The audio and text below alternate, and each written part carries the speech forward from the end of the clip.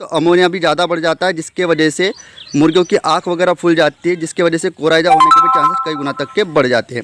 Poultry business करना चाहते हो तो वीडियो में दिखाई जाने वाला पोल्ट्री पीडीएफ ई बुक और पोल्ट्री हार्ड बुक एक बार अगर आप पढ़ लेते हो तो पोल्ट्री के रिलेटेड बॉयलर पोल्ट्री फार्मिंग, देसी पोल्ट्री फार्मिंग और लेयर पोल्ट्री फार्मिंग की 90% जानकारी आपको मिल जाएगी। इस बुक में मैंने डिसीज, मेडिसिन, वैक्सीन और फीड मैनेजमेंट के अलावा चिक्स आने के पहले दिन से लेकर बड़े होने के बाद उनको बेचने तक इन सारी बातों को कवर किया है। पोल्ट्री पीडीएफ ई बुक और पोल्ट्री हार्ड बुक दोनों में भी सेम इंफॉर्मेशन दी गई है और ये दोनों भी बुक आपको हिंदी, इंग्लिश और मराठी भाषा में मिल जाएंगे। पीडीएफ ई बुक आपको मात्र 50 रुपये में मिल जाएगा और हार्ड बुक आपको 250 रुपये में मिल जाएगा अगर आप प्रीपेड 250 रुपये ऑनलाइन पे करके इस बुक को खरीदते हो तो।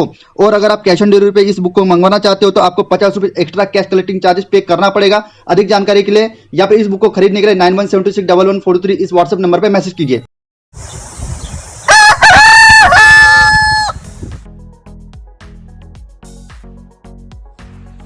हेलो दोस्तों, मैं हूं अभिषेक और आप देख रहे हो अभिषेक पोल्ट्री यूट्यूब चैनल। दोस्तों, आज के इस वीडियो में हम बात करने वाले हैं फ्री रेंज पोल्ट्री फार्मिंग। या दोस्तों, इसके पहले भी मैंने फ्री रेंज पोल्ट्री फार्मिंग के ऊपर डिटेल में वीडियो बनाया हुआ है, लेकिन आज के इस वीडियो में कुछ नई जानकारी मैं आपको देने की कोशिश करूंगा। तो दोस्तों, जैसे कि आप वीडियो में इस मुर्गियों को देख पा रहे हो, ये पूरी की पूरी मुर्गियाँ दोस्तों हमने फ्री रेंज सिस्टम में बाहर छोड़ी हुई है। ठीक है, तो सबसे पहले तो आपको फ्री रेंज सिस्टम को प्रॉपर तरीके से समझ लेना पड़ेगा कि फ्री रेंज सिस्टम किसको बोला जाता है।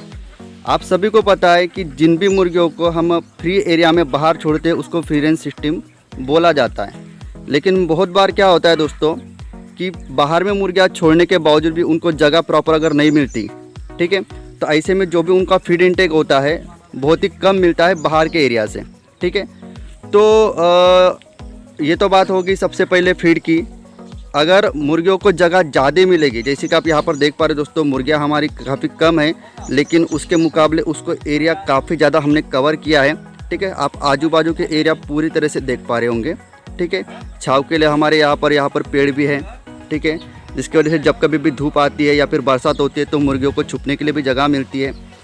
तो मैं फीड के ऊपर बात कर रहा था कि एरिया जितना ज़्यादा होगा, मुर्गियों को बाहर के सोर्स से ही जो भी कीड़े कीटाणु या फिर जो भी केंचुए, इस तरीके के बहुत सारी चीज़ें होती हैं जो मुर्गियाँ बाहर के रिसोर्स से खाती हैं।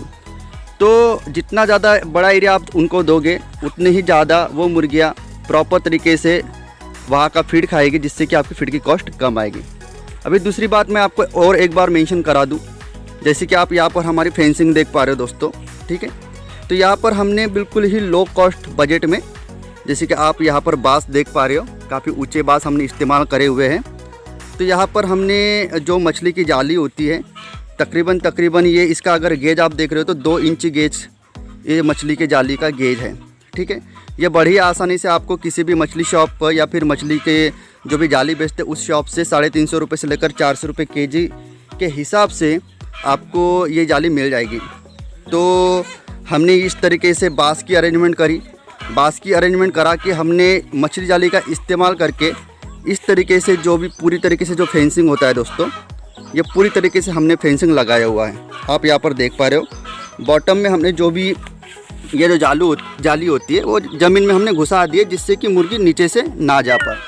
तो एक बार मैं आपको पूरा का पूरा ये एरिया कवर करा के बता देता हूँ कि हमने जाली कितनी लगाई हुई है। तो आप वीडियो में देख पा रहे हो दोस्तों, हमने काफ़ी बड़ा एरिया मुर्गियों के लिए कवर किया है। हालांकि हमारी मुर्गियाँ काफ़ी कम है, हमारे पास 100 से लेकर 150 ही मुर्गियाँ हैं। धीरे धीरे हम क्वांटिटी अभी बढ़ाने वाले हैं, लेकिन 100-150 मुर्गियों के मुकाबले भी हमने उनको काफ़ी बड़ा जो एरिया आप देख पा रहे होंगे फेंसिंग का, ठीक है, वहाँ से वहाँ तक पूरा का पूरा फेंसिंग एरिया हमने कवर करा के दिया है। बीच बीच में पौधे भी है। इसके पहले भी मैंने आपको बताया कि अगर धूप रही तो छाँव में वो मुर्गियाँ जाती है और बरसात के मौसम में भी वो अपने पेड़ के नीचे में आ जाती है ताकि उनको बारिश ना लगे। तो दोस्तों, फ्री रेंज सिस्टम के और से बहुत सारे कुछ फ़ायदे होते हैं। लोगों को क्या लगता है कि भैया मेरे पास जगह नहीं है, फ्री रेंज सिस्टम कैसे करूं, और इतना भी क्या फीड की बचत हो जाएगी कि फ्री रेंज सिस्टम करने से। देखो, यहाँ पर बात तो फीड की तो बचत होती ही होती है, लेकिन दूसरी बात यहाँ पर मैं और एक बार आपको बता दूँ कि जब कभी भी मुर्गियाँ बाहर में टहलती है, जैसे कि आप यहाँ पर पूरी तरह से देख पा रहे हो, अभी सवेरे का मौसम हुआ है 7 बजे का। ठीक है, अभी तक के धूप निकली नहीं है। जैसे 10-11 बजे धूप निकल जाएगी, पूरी मुर्गियाँ एक्टिव हो जाएगी, जो कि सवेरे का समय है। तो अभी काफ़ी ज़्यादा ठंड है, जिसकी वजह से अभी मुर्गियाँ सिकुड़ के, तो जैसे 10-11 बज जाएंगे मुर्गी काफ़ी ज़्यादा आपको एक्टिव लगेगी। दूसरी बात, जैसे ही मुर्गी फ्री रेंज के सिस्टम एरिया में बाहर में निकलती है तो मुर्गी स्ट्रेस फ्री रहती है। जब कभी भी आप मुर्गियों को शेड के भीतर में पालते हो तो मुर्गी काफ़ी ज़्यादा स्ट्रेस में होती है। साथ ही साथ मुर्गी दिन रात आपके शेड के भीतर ही बीट करती है। बीट वही के वहीं पर करने की वजह से पूरा का पूरा लीटर ख़राब हो जाता है, और लीटर ख़राब होने की वजह से जो कॉक्सिडियोसिस या फिर डायरिया के जो प्रॉब्लम होते हैं मोस्ट ऑफ टाइम लीटर गीला होने की वजह से आते हैं। और मोस्ट ऑफ टाइम लीटर गीला हुआ तो अमोनिया भी ज़्यादा बढ़ जाता है, जिसके वजह से मुर्गियों की आँख वगैरह फूल जाती है, जिसकी वजह से कोराइजा होने के भी चांसेस कई गुना तक के बढ़ जाते हैं।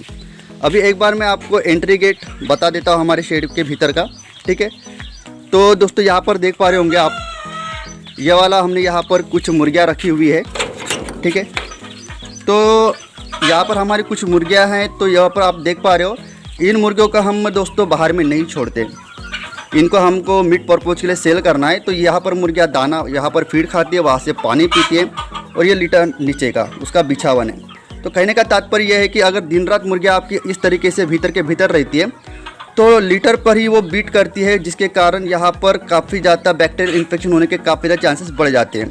ऐसे में आपको कहना चाहूँगा कि अगर आपको आपकी मुर्गियाँ मीट पर्पज़ के बगैर अगर अंडे पर्पज़ के लिए रखनी है तो ऐसे सिनेरियो में फ्री रेंज सिस्टम में फीड की बचत हो या ना हो, अगर आपके पास एरिया कम है इसके वजह से, लेकिन इसके बावजूद भी लीटर आपका साफ़ सुथरा रहना चाहिए, और साथ ही साथ आपकी पूरी मुर्गियाँ स्ट्रेस फ्री रहनी चाहिए।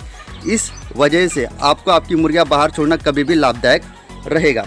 अभी दोस्तों ये जो मुर्गियाँ हैं, जैसे कि मैंने आपको बोला कि ये हमारी ये एंट्री गेट है, यहाँ से हम भीतर में आते हैं, और ये पूरी की पूरी फेंसिंग हमने कवर कराई हुई है। ये लेफ्ट हैंड साइड हो गई, ये आगे की साइड हो गई, ये राइट हैंड साइड की फेंसिंग कवर अप हो गई, और इस साइड से तो पूरा का पूरा शेड है। तो ये जो आपको डोर दिख रहा है दोस्तों, ये डोर, ये वाला जो रूम है, ये पूरी तरह से ये जो बाहर की मुर्गियाँ आप देख पा रहे हो, इन मुर्गियों को हम यहाँ पर भीतर में छोड़ते हैं, ठीक है। तो यहाँ पर की भी आप अरेंजमेंट देख पा रहे हो दोस्तों, सिर्फ एक बर्तन खाने के लिए लगाया हुआ है और एक पानी का बर्तन लगाया हुआ है, जो कि इससे ज़्यादा बर्तन चाहिए अगर आप डीप लिटर सिस्टम में यानी कि पैक सिस्टम में पोल्ट्री फार्म के भीतर अगर मुर्गियाँ पालते हो। लेकिन इस तरीके से अगर आप मुर्गियों को बाहर में छोड़ते हो तो मोस्ट ऑफ टाइम बोले इसने पूरा का पूरा दिन वो बाहर में ही रहती है। इसके वजह से रात में सिर्फ एक फीडर और एक बर्तन भी रहा तो वो उनके लिए सफिशेंट है। दोस्तों जो भी देसी मुर्गियाँ होती है वो रात के समय में लीटर पर खड़ी रहना पसंद नहीं करती है। अगर उनको जिस तरीके से आप यहाँ पर लकड़ी टंगाई हुई देख पा रहे हो, यहाँ पर हमने पाइपलाइन जो होती है उसके फिटिंग के तौर पर और से यहाँ पर जाड़ा वाला पाइप भी फिटिंग करा हुआ है। यहाँ पर आप बांस देख पा रहे हो दोस्तों, ठीक है। तो कहने का मतलब है जो देसी मुर्गियाँ होती है दोस्तों, ये ऊपर में चढ़कर बैठना पसंद करती है रात के समय में। तो इसके वजह से अगर आपके पास देसी मुर्गियाँ हैं तो सबसे पहले आप पहले ही अपने जो भी पीने का पाइपलाइन होता है, वाटर पाइपलाइन होती है, तो उसके सपोर्ट के लिए पहले ही कुछ ना कुछ तो अरेंजमेंट करके रखिए, जिसके वजह से अगर मुर्गी यहाँ पर बैठती है तो आपकी पाइपलाइन ना टूटे। हो सके तो हर 15 दिन में एक बार डिसइंफेक्टेंट या फिर जो भी बायोसिक्योरिटी तौर पर डिसइंफेक्टेंट की फवारनी आती है वो आपको करते जाना है, जिसके वजह से आपका पूरा का पूरा शेड बैक्टीरिया से मुक्त रहे। यहाँ पर दोस्तों मैं एक बार फोकस करता हूँ, आप मुर्गी देख पा रहे होंगे दोस्तों, ठीक है। तो अभी ये मुर्गी तकरीबन अभी अंडा देने के तैयारी कर रही है, ठीक है। यहाँ पर ये अंडों पर की मुर्गी कंटिन्यू 4 से लेकर 5 दिनों से अंडा दे रही है। तो यहाँ पर वो प्रॉपर तरीके जगह बनाकर अभी अंडा देगी।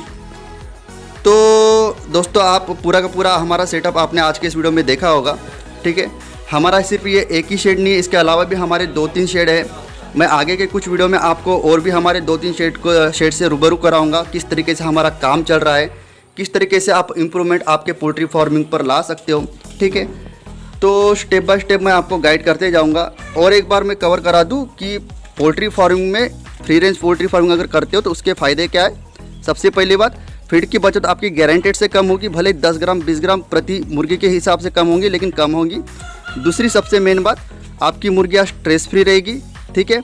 और तीसरी मेन बात, उनको बाहर का इन्वायरमेंट यानी कि नेचुरल इन्वायरमेंट मिलने की वजह से मुर्गियाँ एकदम ही फ्रेश रहेगी, जिसके वजह से उनकी इम्यून अच्छी रहेगी। और इम्यून अच्छी रहेगी तो सीधी सी बात है, उनको जो भी डिसीज़ आने के चांस रहेंगे उसकी प्रोबेबिलिटी भी कम रहेगी। तो आई होप दोस्तों आज की वीडियो में दी गई जानकारी आपको अच्छी लगी होगी। इसी तरह का एक पोल्ट्री का नॉलेजेबल वीडियो लेके मैं मिलता हूँ आपको अगले एक वीडियो में। तब तक के लिए बाय बाय।